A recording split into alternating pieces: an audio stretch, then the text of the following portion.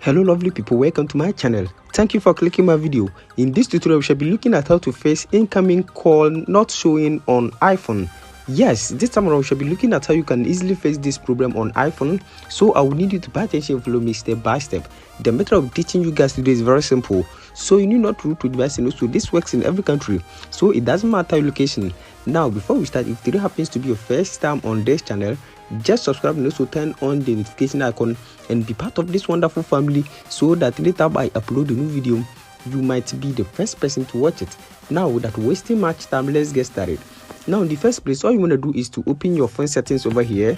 Now once you open your settings, you can see notifications. Click on that, and once you click on that, all you need to do is to scroll to where you can see phone. And once you click on phone, just turn on this toggle over here, and you can see sounds, you can see badges, you can see banner style. You have to turn on this toggle, and also you need to make sure your phone is not on do not disturb mode. So if this option is on, just turn it off, and that's it. I hope this video is very helpful. Thanks for watching.